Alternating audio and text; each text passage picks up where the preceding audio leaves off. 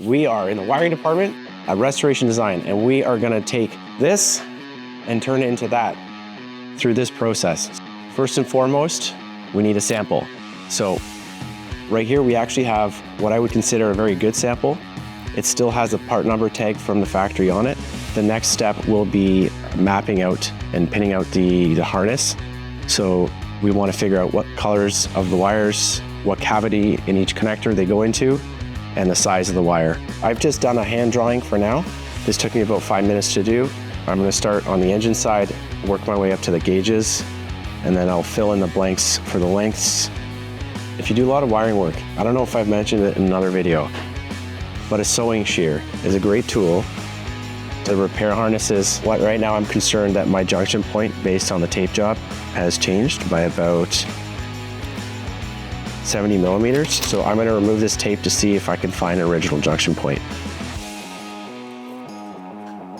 So based on this, that is original. You want to keep the yellow tags on the harnesses. See if you can save as many of those as you can, because that's a factory part number tag, and that's going to tell you exactly what was going in your car when it was built new. So we're going to prepare these for soldering, and then we are also going to put them in our connector housing, which then gets overmolded.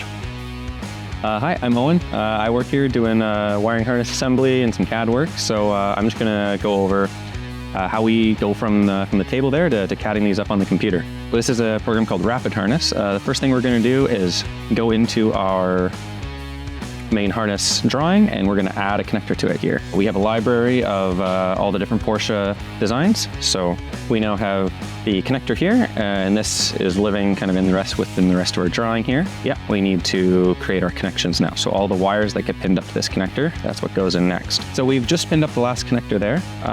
So this is now a complete harness drawing. We get that printed off at a local printing shop that does large format printing, and then we can start putting those up on these boards. As you see, they're properly sized for these size harnesses. We've got a sub harness drawing here.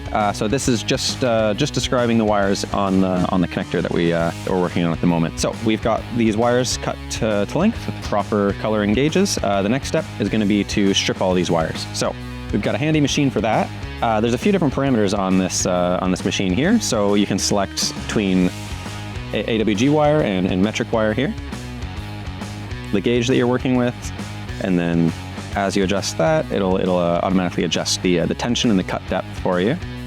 And then you can adjust the strip length and how far it pulls it back. So whether you want to leave the end of the wire, end of the insulation on or not, it's as simple as popping the wire in the end here, and you get a perfect strip every time.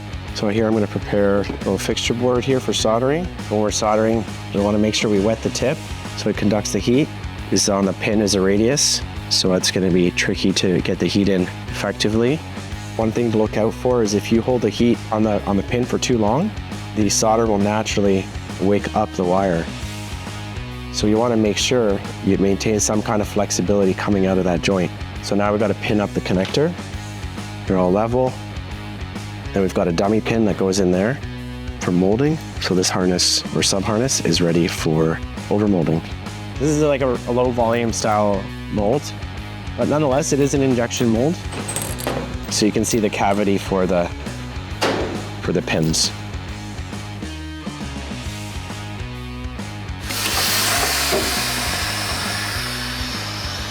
All right, we're good here. All right, we'll turn the machine off. We're just doing one today. Bam, there's our connector. Pop our sprue out. There we go. Then we just gotta trim some flash, ready to roll. We've put the sub-assemblies on the harness board. So engine bay all the way to the gauges. Well, I hope you guys enjoyed that sneak peek onto building a tunnel harness. I would love to do more wiring videos. I know all the guys in here would as well. So is there anything in particular you want to see? Part of the process, more technical info, less jargon, more jokes? I don't know, let us know. I'd love to do more, but I'd like to also follow your lead. So hit us up on all the social platforms. See you there, and let's do some more videos.